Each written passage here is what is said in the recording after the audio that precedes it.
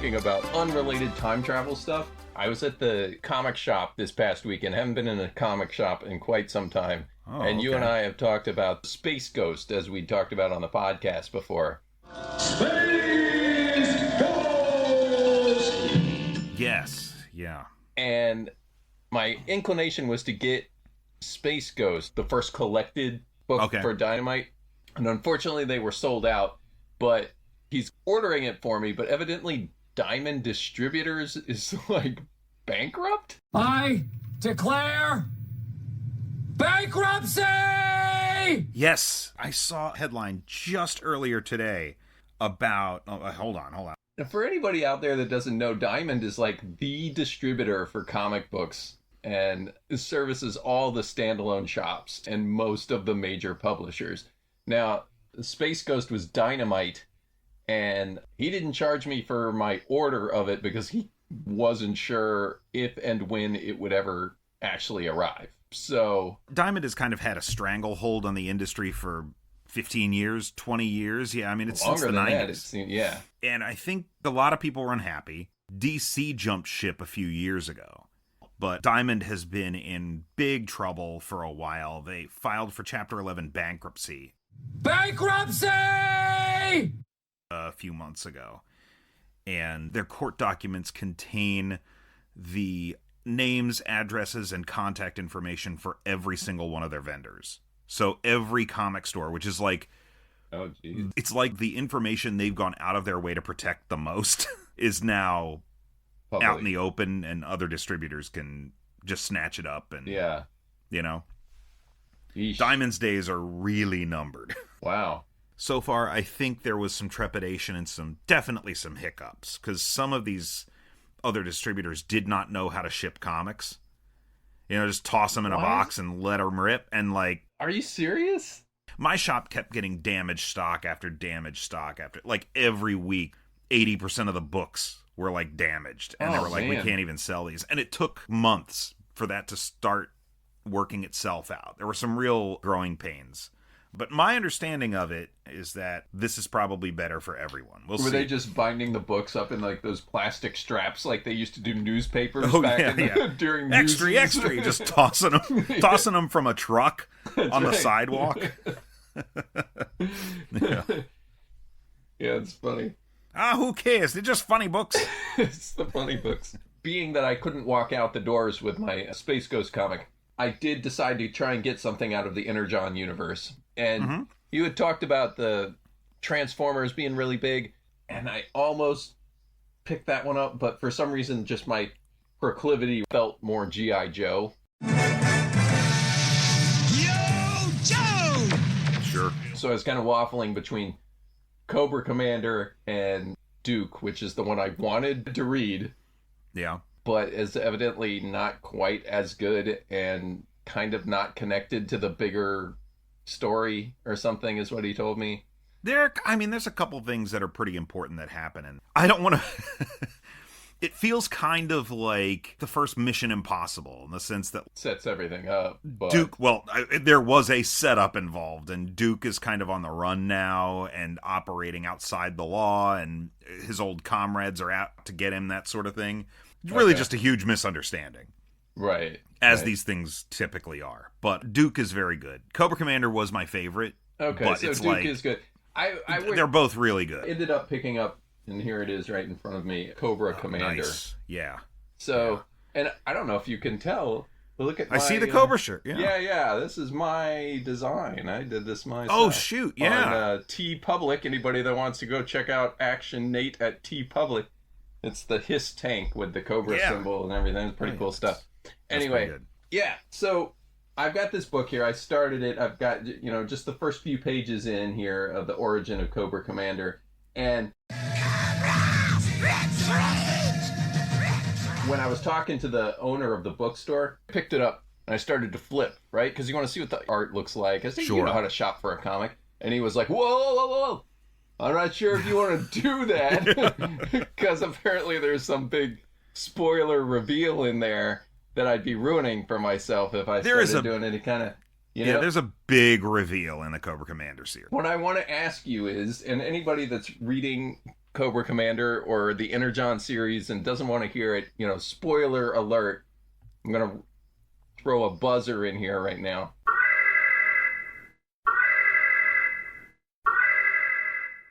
And Brian, I just want you to tell me yes or no. Yes or no. Is this what it? He was referring to, spoilers, folks, skip ahead like 20 seconds, is the fact that Megatron was tied up in the lab. Is that the big thing? Because that kind of knocked me out. That's the thing that you're like, whoa, shit. Okay. And the reason you're like, whoa, shit, when you're reading the Energon universe is that the ongoing Transformers series was like 6 issues in at this point. And we have no idea where Megatron is. Megatron has not shown up in any of this stuff, right? So the very first time we see Megatron, he's being held in Cobra La in a basement, right? Yeah. So that was a big fucking deal. All like disassembled and shit too. Yeah. That must be what he was talking about. And then the implication is that, Cobra La has figured out about Energon before anyone else on Earth. Cobra! The rest of the book is also very good. We get to the Dreadnoks in a little bit, and that's a lot of fun. Something that's great about this book is I feel like there's 2 camps of Cobra Commander fans from the 80s. One is the classic, he's the figurehead, he's the one in charge. And then you've got the movie crowd that were like, Cobra La and all the lore of that just kind of cropped up. And you're like, is he a mutant snake? Like, what is the deal with him? Right. And whether you like the Cobra La stuff or hate the Cobra La stuff, this book works for you. Oh, really? It really, really does. I was shocked that it started. What camp are you in? Stuff. Oh, I don't particularly like the Cobra La stuff. Oh, like no, okay. I think it's a little squirrely, but this book, I want to say it made me a fan of Cobra La, but it's like, this is the best of all worlds, is the way I felt coming out of this. Okay. Like you get both versions of him, and you get the version of him that's most familiar in this sort of diabolical, like, terrorist leader. He grows into that. Right. Because of his resentment towards Cobra La, right? Okay, It's good stuff. When I was a kid and the movie came out and Cobra La was a thing, it's like, whoa, cool, there's a big snake man. It's the Globulus action figure. The fact that they turned Globulus into a figure, it's like, well, that's pretty fucking rad, Yeah, I had that toy.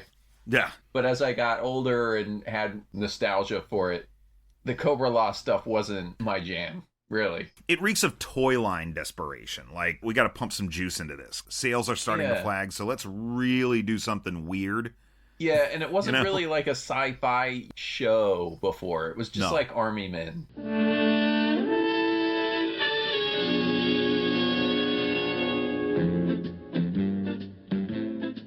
Good. And I'm glad you're going to get Space Ghost, too. I hope so. The next volume is the end of that first Space Ghost run. Like, it's issues 1 through 11, and then there's an annual that comes out, I think, maybe this week. Okay. That caps that first. It's relaunching in July or August or something. Herculoids? There's a Herculoids? And a I haven't read that Thundar? one either. All of those things that we talked about on our April Fool's episode. Yeah, they're all out there. Comics now. Serious takes on them. But Space Ghost is really good. But I didn't pick up Space Quest this week because the first issue of the Heavy Metal relaunch came out. So this is well over 100 pages of magazine-size comics and articles. Yeah. By some real greats. There's some really, really talented European people and American people in it.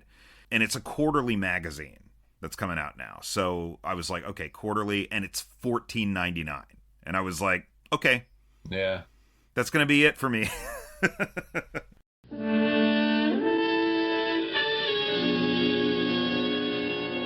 Did you manage to watch any of Poker Face yet? No. No. No, but I had a really good reason why I didn't watch any Poker Face yet, and that's because our independent theater down here did a 30th anniversary screening of Heat this week. Oh. So Friday night, Daryl from Paprika and I went over and watched Heat. We got to get him on this show. Friday night. Yeah, we should. But God damn, that movie. Yeah. That movie. Yeah. So good. And I've never seen that one on the big screen. And that gunfight coming out of the bank in the middle of the afternoon. In the street, yeah. In the theater, oh my, it's so fucking loud. Uh, But it's loud because they recorded it that way when they filmed it. There was no Foley. It was like they just had microphones everywhere, and that's why it echoes through the streets and stuff. Like, it really does sound loud and troubling. Like, if you're just sitting there. to try and pass this off as bonus material for Predestination, I do have a couple of things that, in the process of editing our last episode that I hope everybody's listened to and enjoyed, a couple of things came up to me. Okay. First of all, in pulling clips from that movie, Ethan Hawke mumbles like a motherfucker. Yeah, right. It's crazy. Speaking of sound and computers, though, we should just pour one out for Skype, which between the last time we recorded and this time Yeah. has gone away. The last time I told somebody that we did this over Skype, they were like, "How old are you guys?" Yeah, well, we coordinate through MySpace to determine when we're going to record. It's very similar. Yeah. So I guess it's forcing us to keep up with the rest of the world. Do you guys have a website? Yeah, it's on GeoCities. It's got those 2 torches and the counter. That's right. You remember when we guested on the Unapologetic Geeks episode? Mm-hmm. When we were talking about Free Jack. And I don't know, he was using a third-party program or something for us to all kind of meet, and it recorded at the same time. Yeah. I was like, "Whoa, this is pretty sweet." And he's like, "I pay for it." And I was like, "Fuck that." But Yeah. But yeah. Why would you do that when Skype is still there, huh? That's right. Skype is the internet, or was the internet equivalent of a string and 2 Dixie cups. Yeah, exactly. Yeah, so we'll just have to find other methods. We'll see if this one works out tonight. What are we using? Google Meets. Something called Google. My mom says anytime I bring up something and we're talking about something she's unfamiliar with, "Is that something I can Google?" At least she doesn't use, like, the Google. Oh, no, I do that. Okay. I do it for, like, every website, just because I'm at the age now where I'm just like, I'm going to make people think I'm older than I actually am. It's like our generation's version of stopping the dyeing of your hair. Embrace the gray. Or in my People case, who have hair, yeah, anyway, thanks Nate, a lot, should... bud, yeah. I'm just going to lean into how old I am by saying the before everything. Yeah.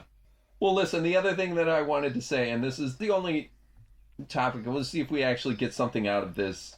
The predestination of predestination. Right? It's a loop that can't be broken. He is a time paradox himself, he or she, and that loop has to continue. That was our whole thing. And then we touched a little bit on the fact that as the Fizzle Bomber, he apparently had clippings of alternate futures. Like, it's not a fixed timeline, it's multiple timelines.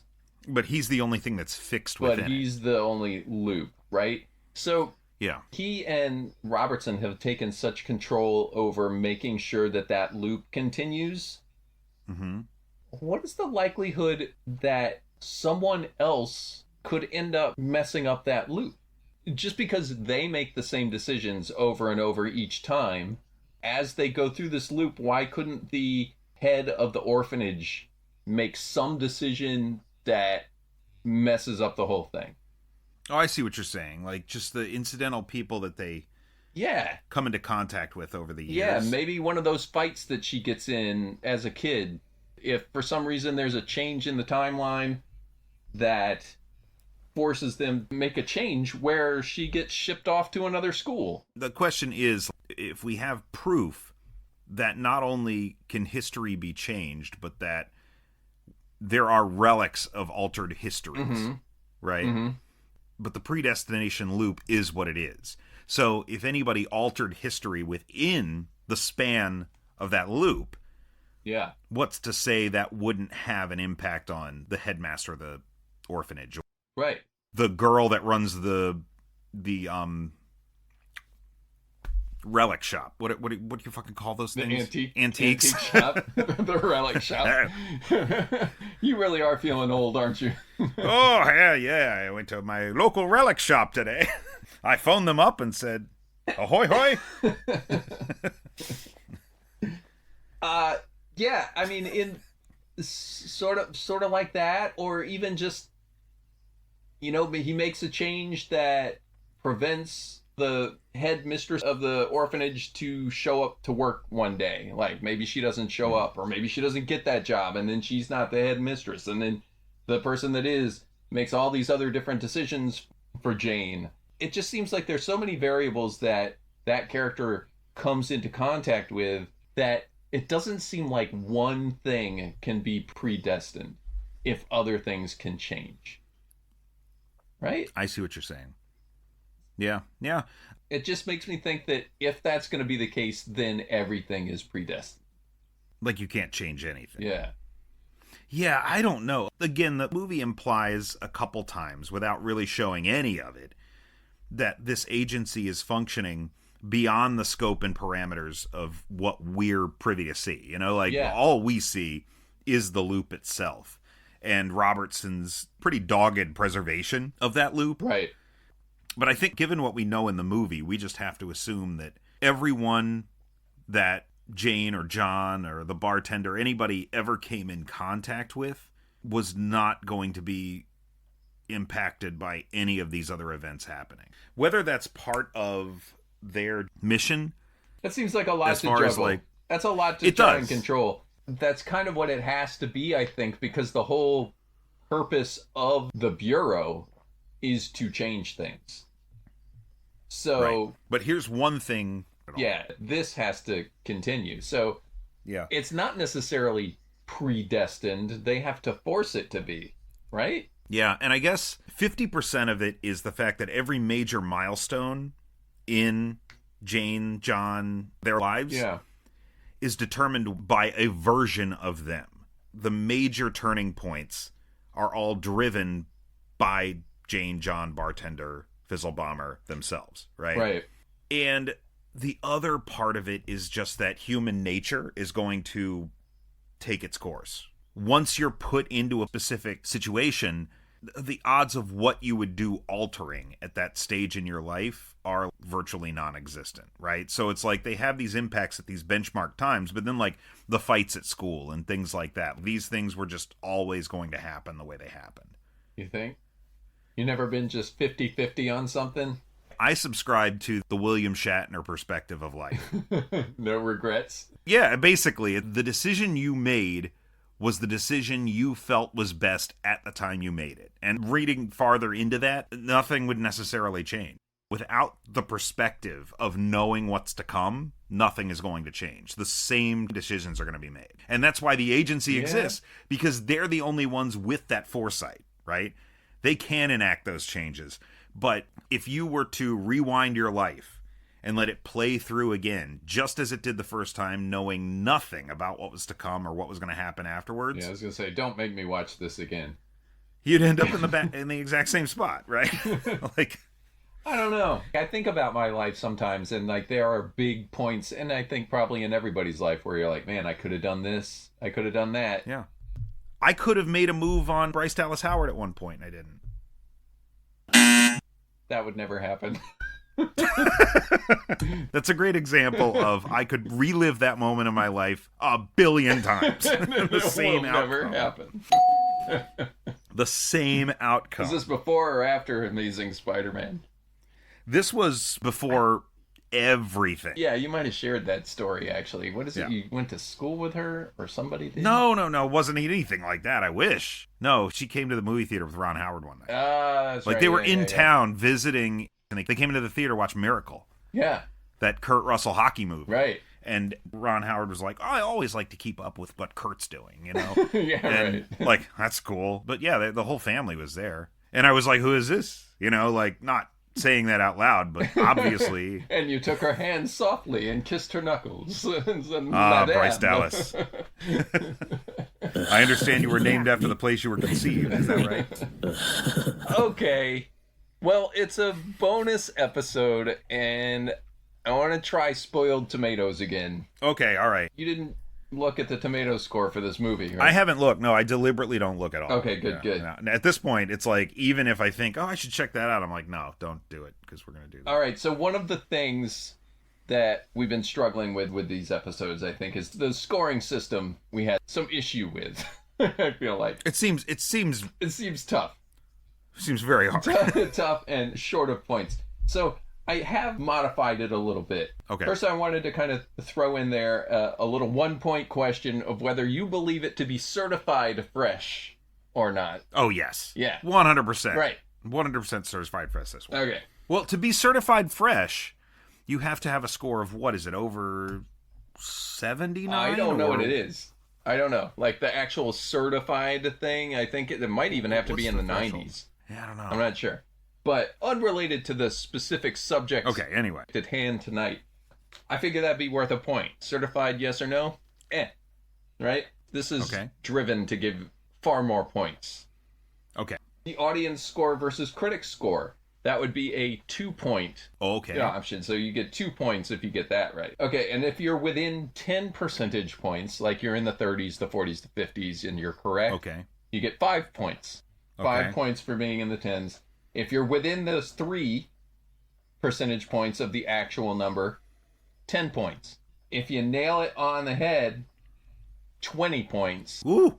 And if you get them both, it's an additional 50 points. Wow. I just want to go back to the episode we did when we first ran this little game a couple bonus episodes back about the Rachel McAdams trilogy. I think I eked out like 1.5 points. Yeah. So I did that for you. I looked at the 4 that we've done. The Time Traveler's Wife, under the new scoring system, you would have received 7 points. Ooh, as a point, all right, as opposed to like 0.5. And Midnight in Paris, your new total would be 22 points. Oh, all right. Sounds a lot better, doesn't it? Sounds a lot better. And then About Time, you got 2 points. Okay, yeah, I didn't do well. Yeah, that one was on. And I completely misread everything on that. And Free Jack, you still score 0. It was talk about something I really misread. Anyway, let's try it under the new scoring system for Spoiled Tomatoes. Tonight's movie, of course, Predestination. Now, would you consider this movie to be certified fresh? Yes. Okay. I gotta say yes. You shouldn't tell me. You shouldn't tell me if I'm right. Okay, that was going to be my next question. Should I Because if it is, then I can much more easily get within 10 points. Right, exactly. So, like, if I gave it to you point by point, it would lead you down a track. Exactly. Can't do that. You can't do that? Can't do that. Can't do that. All right, so we don't do that. All right, so your answer is that it is a certified fresh movie. Do you believe the audience score to be higher or lower than the critics? Lower. Because it seems like the kind of movie that some people in the general audience are going to get frustrated with. Interesting. Like, what are you talking about? That's how you read the general movie-going audience, huh? And there's definitely going to be a review in there that starts out with woke nonsense. Right. Or something like that. Right. Did you know this movie was Australian? I don't think we mentioned that. No, I think I knew that the directors were, though. I didn't know that it was... Yeah, it's an Australian film. Oh. Doesn't look like an Australian movie. I mean, the only barometer I have for that is, like, it's got to look like Mad Max 2, specifically. It's only Crocodile Dundee. It's all Australian movies. Okay, so what is your critics' score for Predestination? I'm going to say 87. 87%. I feel like it's got to be high. That would be certified. And you said that audience score was going to be lower, right? Yeah, I think the audience score is going to be lower. I don't think it's going to be, like, considerably lower. I still think it'll be in, like, the 80s somewhere. Maybe, like, 82. 82. Maybe I'm giving too much credit to these yahoos, but... All right. It's not like a super hard-to-follow movie. Okay. I guess it depends on the viewer. Yeah, it really does. What are you bringing into it? Okay. Well, this is a certified fresh movie. That's right. $5 for you. So you get 1 point right away. The critics score is higher Yes. than the audience score. So that is 2 extra points. Now, your guess for critics score percentage was 87. Yeah. It is 84. Ooh. So that's within the 3. So that is 10 points. Oh, nice. Nice. Just racking them up. You are. And then the audience score, you said 82%. Audience score 75%. Whew. So that's still within 10 percentage points, though. Yeah. So that is also 5 points. I did feel like I was giving them a little too much credit on that one. 70s feels much more like an audience score for this. Like a good 3/4 of the movie-going public. Like 25% of the dates that were brought to this movie were like, what the fuck was that? Only a quarter of them? Yeah. I know you didn't bring me to see this movie. In that regard, I feel like I probably would have put it in the 60s. I feel like more than a quarter of the people that went on dates. Hey, that's not too shabby. All right, that's pretty good. So, pretty good. I feel good about that. Yeah, that. 15, 16, 17, 18 points. Woohoo! Which is right up there with your Paris score, where you're sitting at 22. It's so much harder when it's a movie that is quantifiably bad, but we come out of it thinking, there's stuff to like about this. Those are the hardest ones. I don't think the audience reviewers that come to Rotten Tomatoes are giving it a whole lot of thought and talking it over for an hour and a half with your pals about whether you actually like this or not. Yeah, a lot of knee-jerk responses over there. Didn't watch it. Yeah, that's right. Couldn't finish it. Weak. Although, there are plenty of movies that we liked going in, and after the course of the conversation... Oh, yeah. Kind of... Soured on. That's what makes it difficult, That's what honestly made About Time so difficult for me. Yeah, because... To figure out audience scores and stuff, because we were like, yeah, okay, I think audiences like this. The more we talk about it, we're like, do they? Is this a good movie? Is there a lot to like here? Lots of people smiling. Yeah. We like that, right?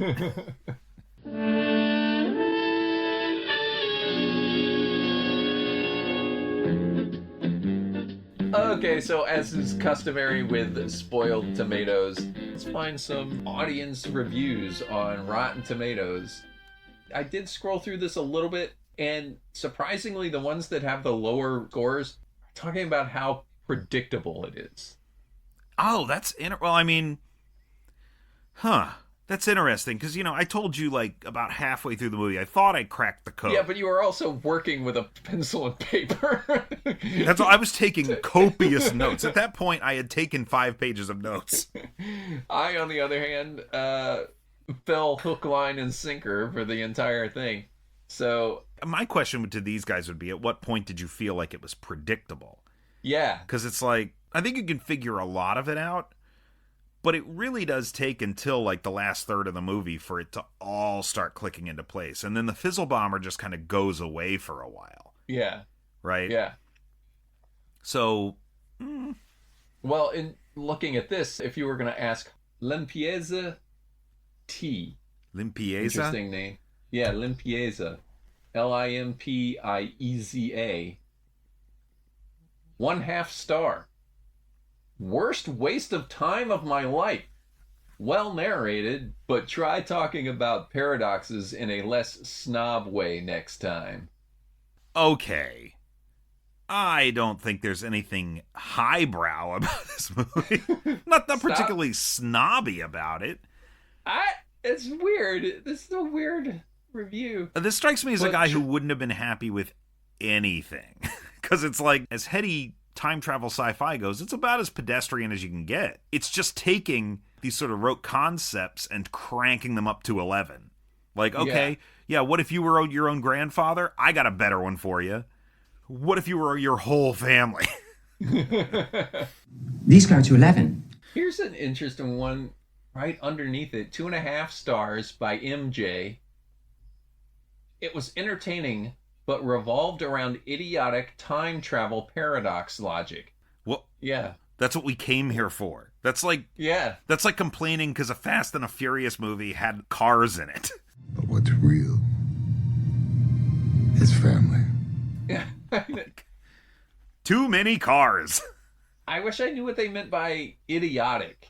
Does that mean that they didn't know that it was going to be time travel paradox, or that they think they handled it poorly?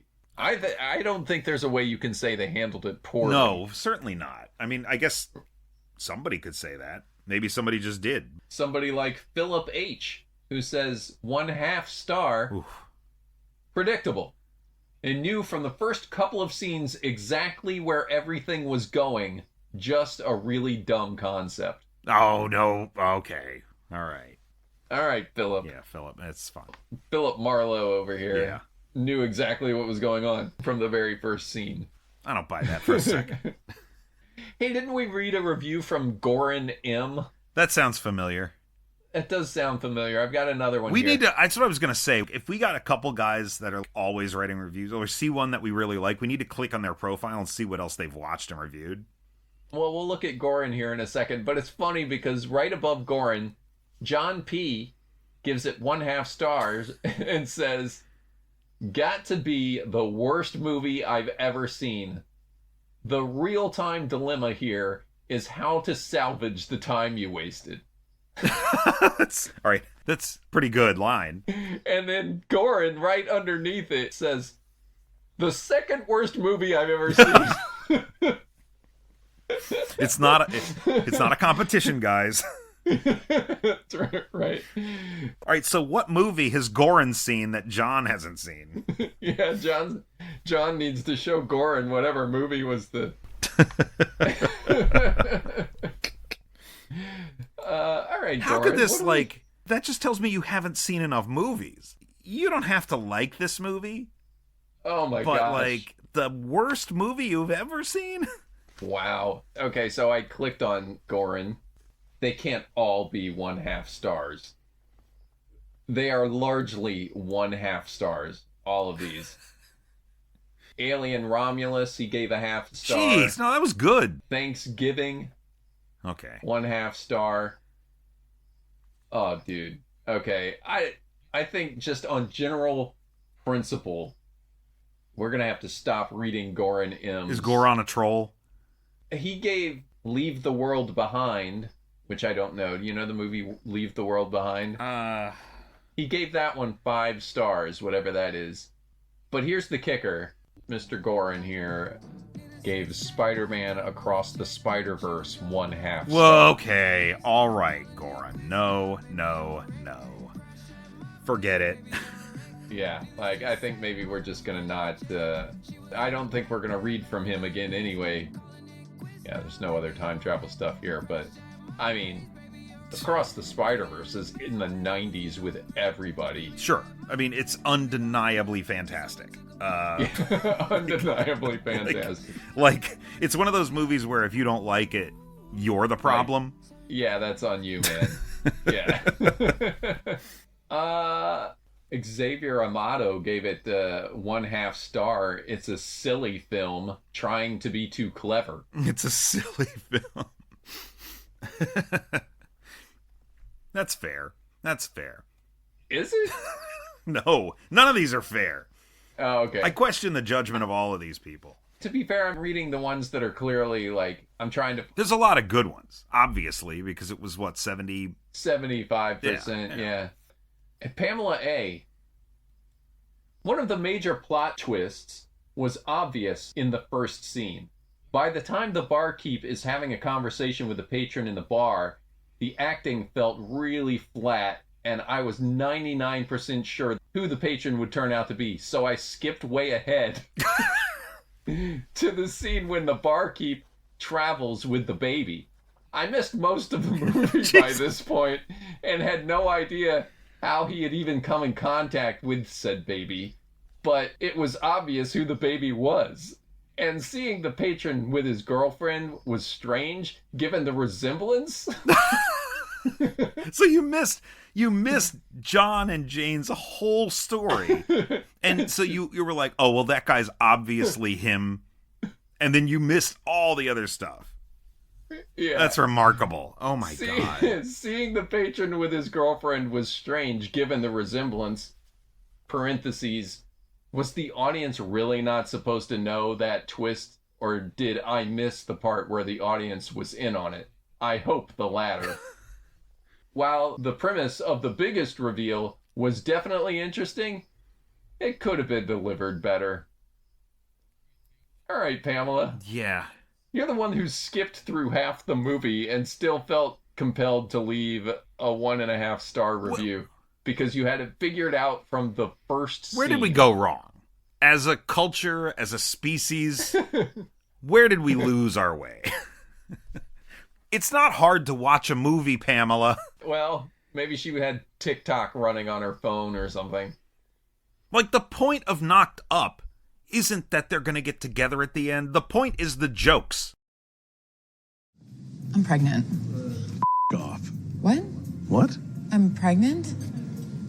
With emotion? With a baby. The point is the jokes. You can see the first, oh, I know how these movies go. Of course you do. Will it make you laugh is the question. Right? The jokes are the point. Yeah. Anyways, sometimes the answer's no. Oh, boy. God, I watched this movie wrong, but is not the way I want you to start a review. Yeah, right. One of the major plot twists was obvious from the first scene. So I skipped the nice so man I skipped story. ahead to see if just assuming I was correct. Who was this lady? Where did the baby come from? It's probably Who are him. all these people? Boy, that boyfriend and girlfriend sure look similar. Couldn't quite figure it out.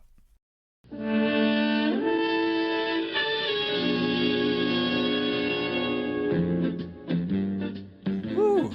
That one's trippy, man. What a wild ass movie. I did not know how to talk about that movie. Yeah, I didn't even try to explain it to Jacqueline. She was like, you watching a movie? I was like, yeah. She's like, what is it about? I was like, I can't really explain it. So, I don't know. And then like the next day I was like, I don't know, go see Sinners. And Thunderbolts was also really good. Oh, did you? Okay. You saw Thunderbolts? I saw Thunderbolts Thursday night. Yeah, after trivia. Is it Marvel returning to form? That's what it felt like to me. That'd I was be like, nice. oh, thank God. Thank God. And I was sitting there watching it. Because did you see Captain America? No, I haven't watched it yet. Man, I was just like, this is not it, guys. And I'm like a Marvel apologist. Even the ones that haven't been so good lately, I've been like, I liked it. For the most part. There were a couple that I was like, I didn't really care for. Yeah. But like Captain America, this felt like the kind of stuff that you'd get from a lesser studio trying to replicate Marvel's success and failing. Yeah. I mean, that's what I thought when they said that the guy that was the showrunner on Falcon and Winter Soldier was writing this movie. I was like, oh, God damn it. Right. I also felt like that was not a good show. Outside of like the interplay between Sam and Bucky. Yeah, Sam and Bucky. And that's, looking back, probably almost entirely Anthony Mackie and Sebastian Stan, right? I mean, that's those guys. That's not in the story. That's just actors bringing character to a plot.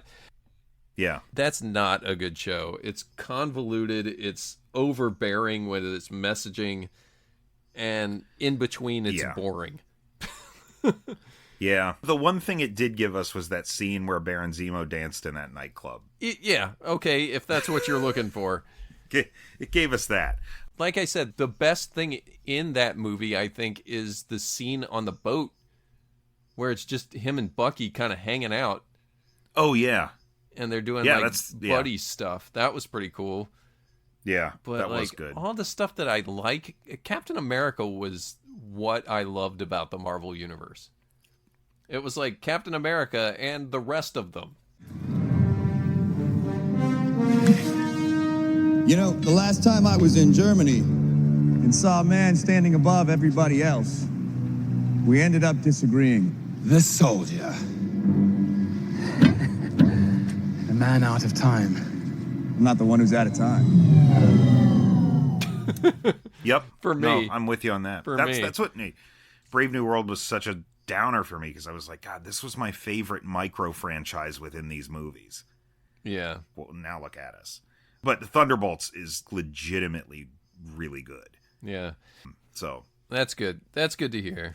It's got one of the best villain takedowns, like, as far as like originality goes, or just like, kind of bucking the trends of there just being this huge CGI battle at the end of a movie. Uh-huh. The movie kind of turns into Eternal Sunshine of the Spotless Mind for like 15 minutes at the end. All right. And it ends up being one of the more original villain takedowns since like Doctor Strange. Remember his like time travel with Dormammu at the end? Yeah, where he just stalemates him. He just frustrates him into oblivion. Yeah. I was like, that was really good. So yeah, this movie restored my faith. That's good. Yeah, they needed a hit. So yeah, they're not even giving us Hawkeye 2. No, did you see that shit? I heard him. Where Renner was like, they wanted to pay me half the price, and his response was, "You think I'm half the Jeremy after I got hit by a car?" Yeah, after I got run over. I got run over. Yeah. Yeah, it's unfortunate. That guy's a real asshole, though, right? Didn't he like almost kill his wife or something? Yeah, I don't know. He's a weirdo. Yeah, his show was one of my favorites. Oh, Hawkeye was good. Yeah, so I'm sorry that that's not gonna happen. But someone was interviewing Florence Pugh. I saw this earlier tonight, and they wanted to recreate the scene from Hawkeye when Haley Steinfeld throws the hot sauce bottle across the room at Yelena when she realizes she's in the apartment, and she catches it like that. Yeah. And the guy threw the hot sauce bottle at Florence Pugh, and she did the exact same move in the interview. What? I was like, that's fucking talent. Wow. She's good. She's good at catching bottles, and she's also very good in this movie.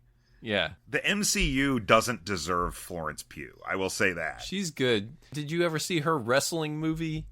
Oh, Fighting with My Family? Fighting with My Family? That was really good. No, I didn't see it. Yeah. Once she started to become a thing, I was like, I should really make time to go back and watch that. It's good. It does not have time travel in it, though. Oh. So, may not have time to squeeze that in. Our work is done.